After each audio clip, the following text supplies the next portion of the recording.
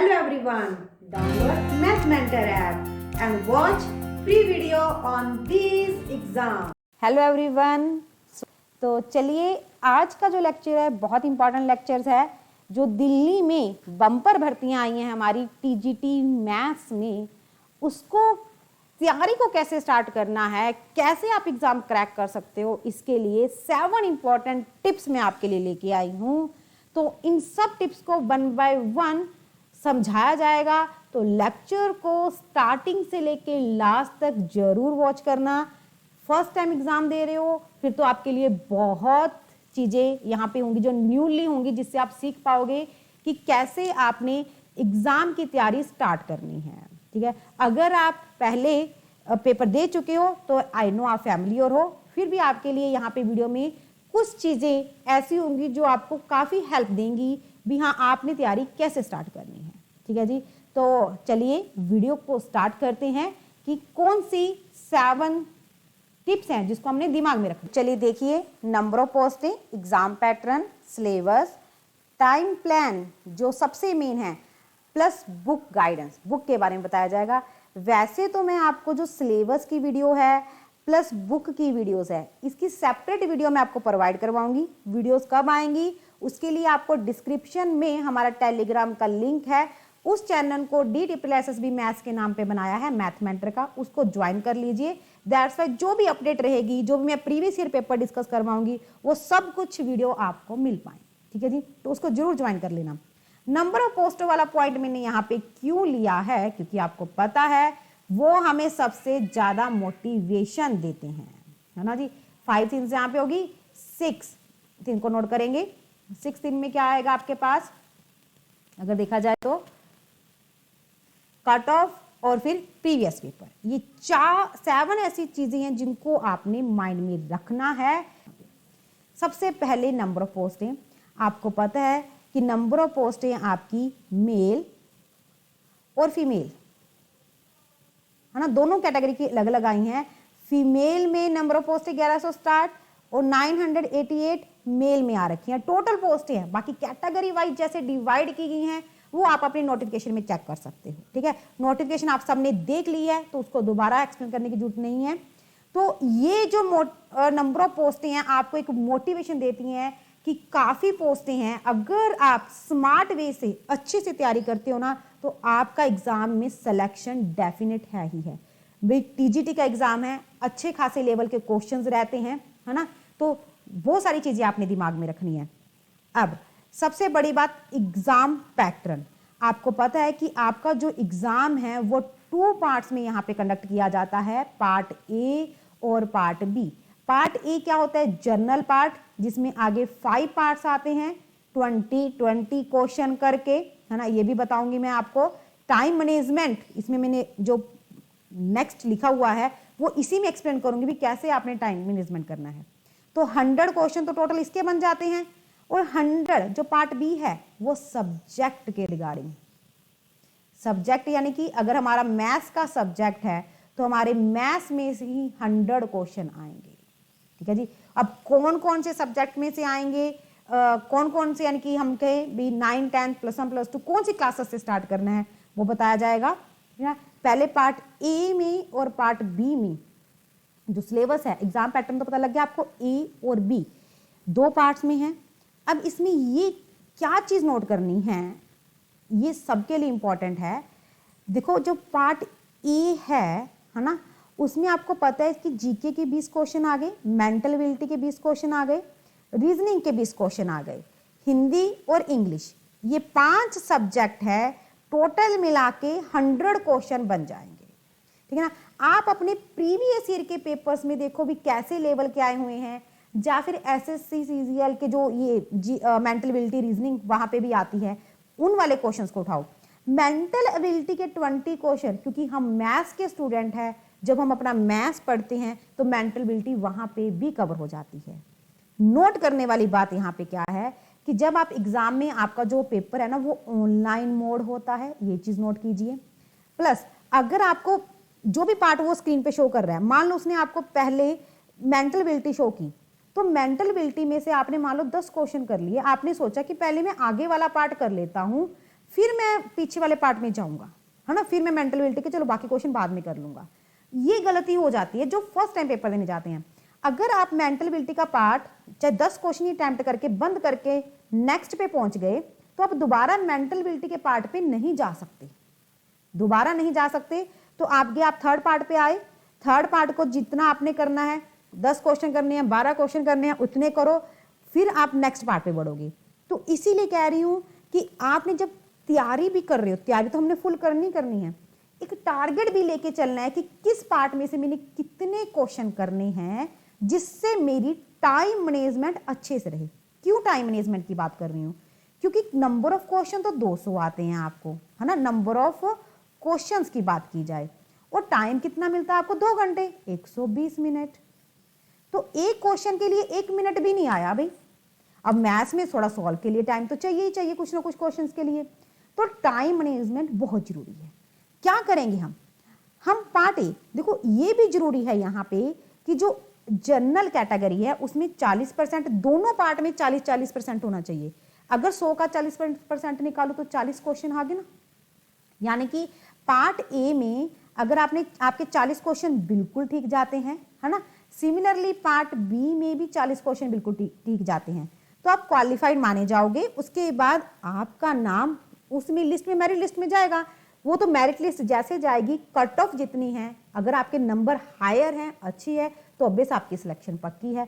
अगर नंबर कम है तो क्वालिफाई के बावजूद भी आप पेपर में पीछे भी आपकी सिलेक्शन हो सकता है ना हो। क्यों?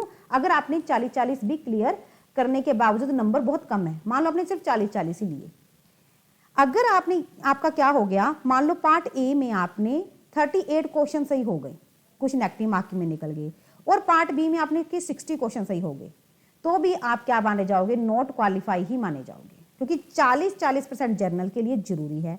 सिमिलरली ओबीसी के लिए 35% जरूरी है, एसटी और एससी के लिए 30%, यानी कि 30 क्वेश्चन अटेम्प्ट होना जरूरी है ना। सो हमारे लिए दोनों पार्ट्स को ध्यान देना बहुत जरूरी है। जब आप तैयारी कर रहे हो तो ए पार्ट पे पूरा फोकस इस पे भी होना चाहिए, लेकिन एक दिमाग में स्ट्रेटजी बना के जाना चाहिए कि हमने किस में से कितने क्वेश्चन करने हैं। टाइम मैनेजमेंट की जो मैंने बात की है, कोशिश करो बस 50 मिनट ए पार्ट पे लगाओ। 50 मिनट, वैसे तो कोशिश यही रखनी है कि 45 मिनट ही लगे ए पार्ट पे। क्यों? क्योंकि इसमें हिंदी के क्वेश्चन, इंग्लिश के क्वेश्चन पढ़ो, वो आधे मिनट में होंगे। पढ़ो, अगर आता है तो टिक, नहीं आता तो आगे बढ़ो, क्योंकि नेगेटिव मार्किंग भी है 0.25 की रेशो में। 4 अगर आपके गलत हो जाते हैं तो 1 ठीक आपका कट जाएगा, है ना। तो इस चीज को ध्यान में रखते हुए हम उसी क्वेश्चन को टिक लगाते हैं जिसके हमें डेफिनेट होता है कि आंसर यही है।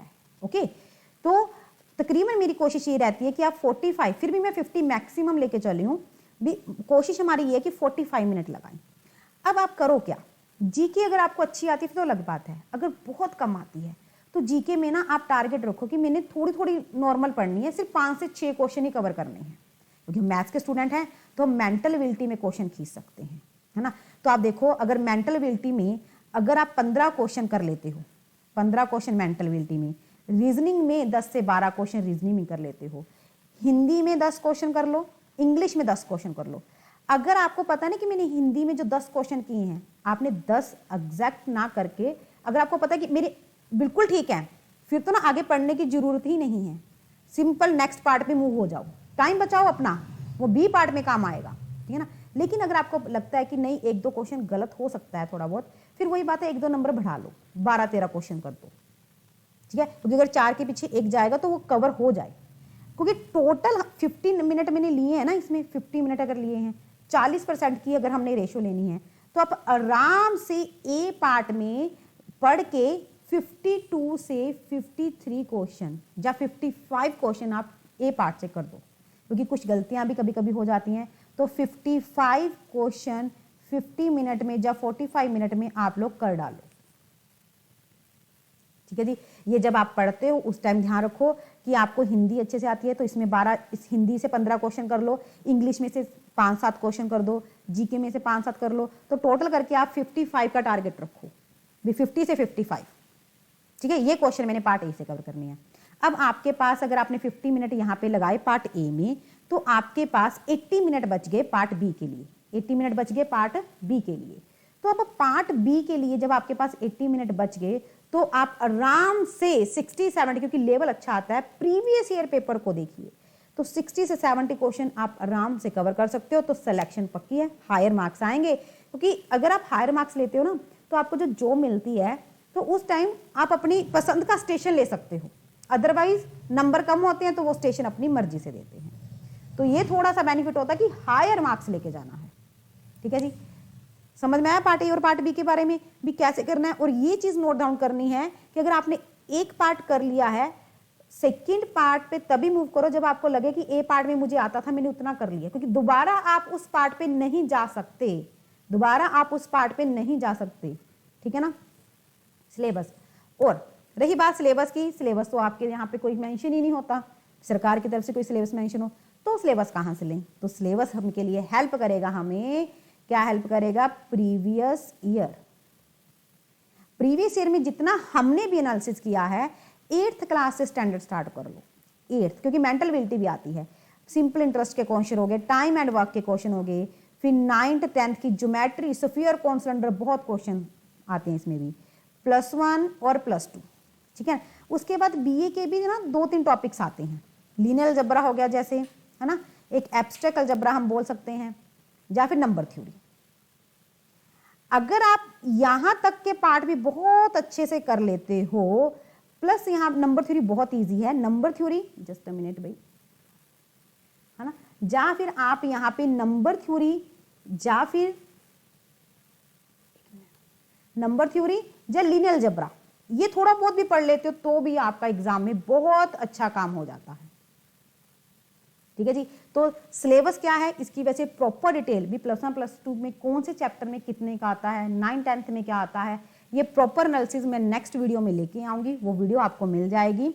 और भाई हमारे आपके पास, आपको स्क्रीन पे नंबर भी शो हो रहा होगा, हमारे भी ऑनलाइन बैचेस चल रहे हैं। ठीक है ना, हमारा बैच प्रॉपर एक डेट को स्टार्ट होता है, क्योंकि ये नहीं है कि हमारे यहाँ पे रिकॉर्डेड लेक्चर पढ़े हैं, आप खुद जाके देखो, खुद पढ़ो, भी अपने बिहाफ पे करो, नहीं, हम जो कोचिंग देते हैं जैसे ऑफलाइन इंस्टीट्यूट में होती हैं, वो हम अपनी ही हेडेक के अकॉर्डिंग देते हैं।